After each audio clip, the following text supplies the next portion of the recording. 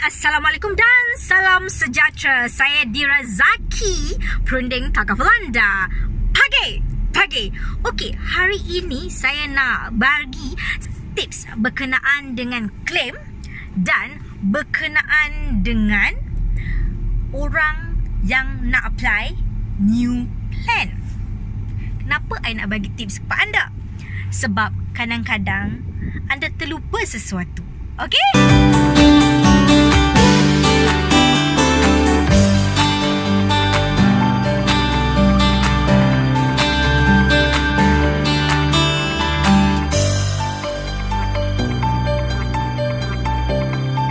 Jangan lupa subscribe, like dan share. Thank you. Okey, apa syarat-syarat untuk kita boleh approve claim? Apa tempoh kelulusannya? Pertama sekali adalah tempoh 24 jam. Itu sangat penting. Okey, 24 hours ni kes apa? Kes kemalangan jalan raya sahaja. Okey, within tempoh 24 jam ini, kalau pergi ke klinik ni outpatient pun boleh claim, ataupun admitted pun boleh claim. Claim korang mudah urus. Okay. Tapi apa guys? Hanya kes kemalangan jalan raya, klinik atau hospital, treatment outpatient ataupun pesakit luar boleh buat pay and claim. Maksud, klien bayar dulu dan file report tadi kepada company. Okey, boleh buat melalui agent, perunding atau terus direct kepada company. Okey, company akan reimburse back all the payment. Orang kata panggil repay back all the bill charge, tetapi kena check dulu jenis plan kita apply tu. Kota kaful atau full cover. Detail penerangan boleh direct kepada perunding anda atau kontak saya untuk penerangan. Okey? Tapi ada juga isu hari tu berkenaan dengan bacaan tak cantik. Sebab plan korang baru.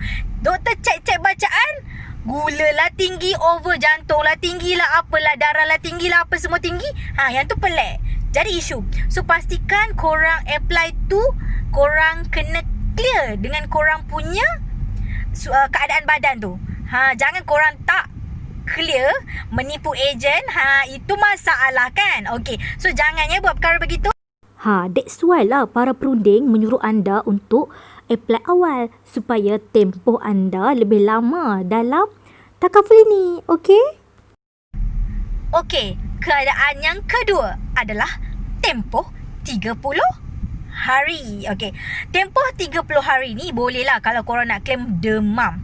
Dia selepaslah keadaan selepas 30 hari ni, demam panas, okey, ataupun terkena virus, boleh claim. Okey, tapi kalau keadaan hari tu 30 hari boleh lagi untuk kes COVID-19. Tapi syaratnya korang kena pergi check up tu sebab COVID-19, bukan check tu sebab jantung ke, sebab apa ke, lepas tu assume COVID-19. Tu jadi pay and claim lah. Korang kena buat macam tu. So kalau nak clear tu, first pergi COVID-19, pergi guna duit sendiri, pergi check, dah confirm, baru tu bolehlah reimburse back by company. Ingat faham keadaan tu 60 hari. Apa keadaan 60 hari tu? Okey, kalau korang ada didiagnosis penyakit critical illness, penyakit korang di cover, tapi ada masalahnya, bukan cover terus clear cover jadi pay and claim. Korang kena clearkan report lah, apalah semula, tapi bersyarat juga. Kena siasat. 60 hari tu boleh, tapi pay and claim dan bersyarat kena siasat. Okey? Okey, satu lagi, yang keempat, tempoh selepas 120 hari. Okey, yang ni syarat ni paling lega sedikit lah. Dia macam pre-clear. Pre-clear untuk guna medical card. 120 hari tu bersamaan dengan 4 bulan. Okey? Selepas 120 hari, kalau berlaku demam disebabkan tonsil misalnya, claim korang boleh Senang-senang je medical card approve. Tanpa perlu pay and claim. Terus clear. Masuk hospital clear. Tapi kalau demam biasa, selepas 30 hari tu pun dah okey. Tapi kalau sebab tongsil, sebab benda-benda dalam organ, dalam sel korang adalah kena melepasi tempoh selepas 120 hari. Faham? Faham Okey.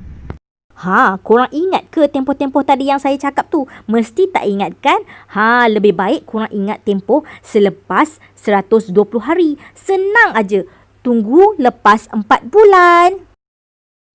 Okey, seterusnya adalah syarat. Yang paling ejen takuti. Yang ni perlulah anda lepasi. Iaitu selepas 2 tahun. Kenapa perlu lepas 2 tahun? Kita panggil yang ni tempoh contestable period. Nama pun perkataan tengah-tengah. Test. Contestable period. Kalau kita ingat, kalau sambungan bahasa Inggeris, conditional test.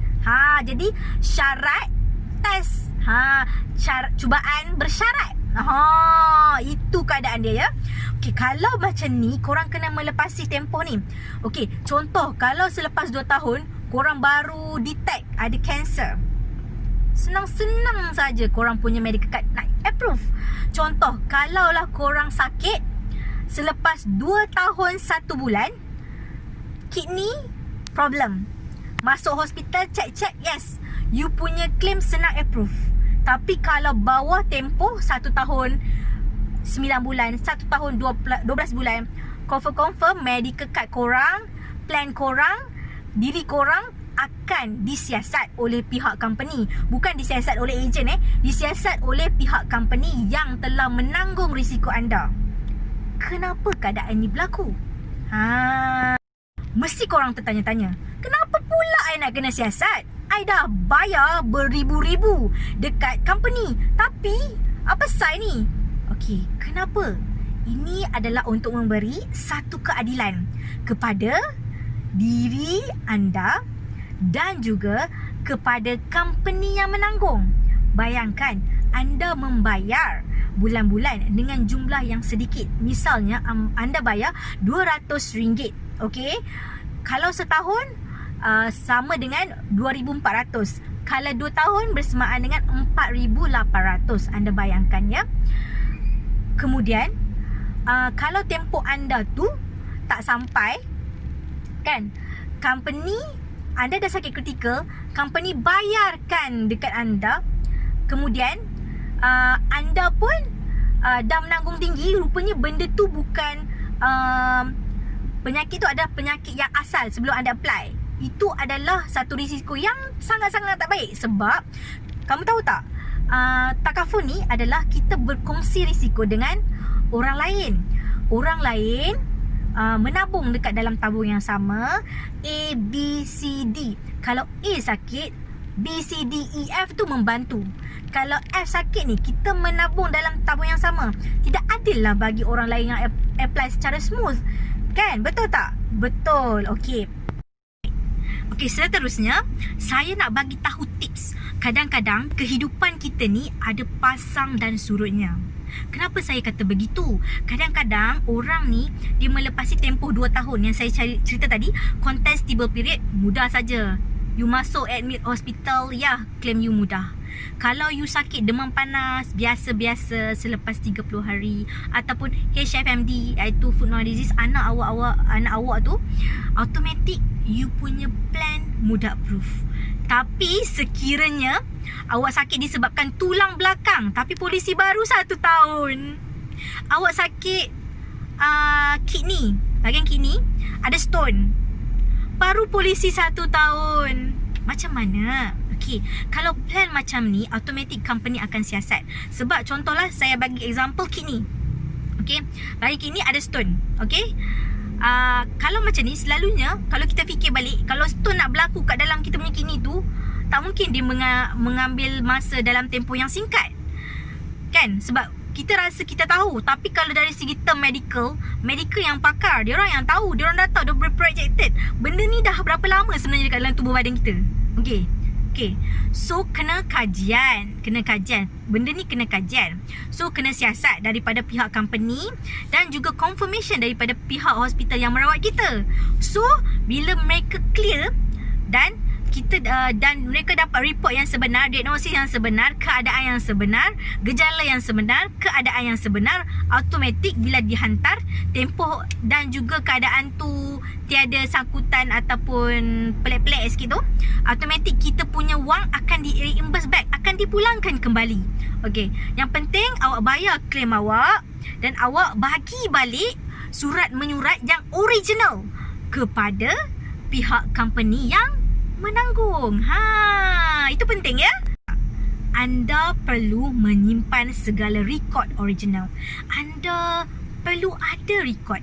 Kalau boleh file kan anda punya rekod kesihatan. Okey, jangan kata letaklah, I buanglah, I apalah semuanya. Jangan. Itu penting kerana kita tak tahu apa kepentingan report-report kesihatan kita tu. Kenapa? Kerana untuk dapatkan balik duit yang kita dah bayar dulu tadi. Bukan saya yang rugi, awak yang rugi kerana tak simpan balik rekod tu kan? Okey, saya harap anda jangan bersikap acuh tak acuh ya para klien ya. Klien ataupun bakal orang kata apa yang nak apply takaful ni, korang perlu aware. Okey, aware keadaan begini ya. Tips ni penting, okey? Penting. Satu, jangan cepat mengalah. Kenapa mengalah? Sebab kita tak tahu, keadaan kita tak sama macam orang lain. Kita janganlah mengalah.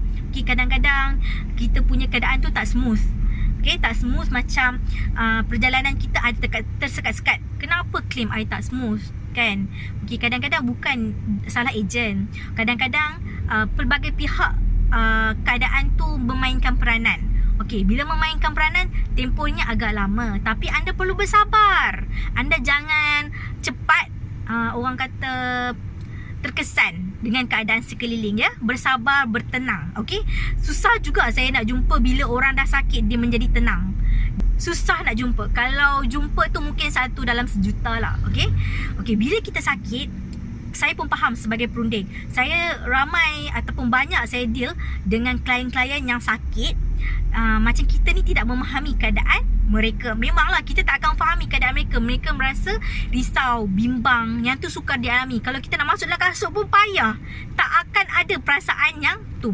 Tapi sebagai seorang perunding, bila dah banyak-banyak kita deal dengan klien, kita kena berasa tenang. Saya pada peringkat awal dulu saya agak bimbang.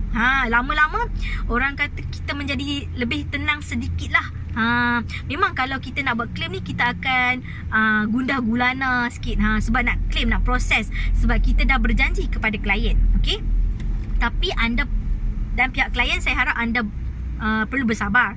Okey, sebab apa? Proses dan masa tu nak ambil borang. Sebab kita memainkan dengan beberapa pihak.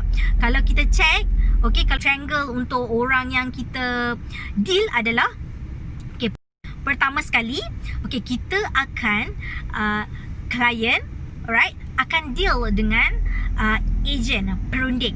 Okey, perunding akan deal dengan pihak company. Okey, pihak company akan deal balik, reimburse back you punya kewangan. Okey, alright. Manakala pihak hospital adalah di tengah bulatan ini. Alright. Okey, bila jadi begitu, anda klien, anda apa-apa pun anda kena clear. Anda perlu beritahu setiap jenis keadaan apa-apa kepada perunding anda. Manakala perunding akan deal segala surat menyurat dengan pihak company. Manakala pihak company akan reimburse back kepada anda. Tak akan reimburse kat ejen. Tapi pihak hospital akan deal lah dengan pihak company. Tapi kita pun boleh tanya juga tau. Kita pun boleh tanya juga kepada hospital yang rawat. Okey, sebab anda memberi pengesahan, consent kepada ejen untuk menguruskan anda punya claim. Manakala anda pun boleh bertanya kepada hospital, I punya ejen hari tu ada tanya tak pengesahan scan dah siap ke belum?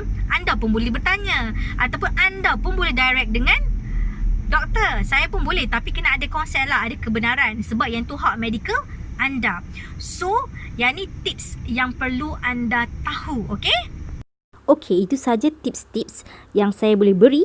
Mungkin ada beberapa pertanyaan yang anda ingin tanyakan kepada saya. Bolehlah catatkan di bawah supaya saya tahu apa yang anda ingin tahu. Okey? Sekian, terima kasih.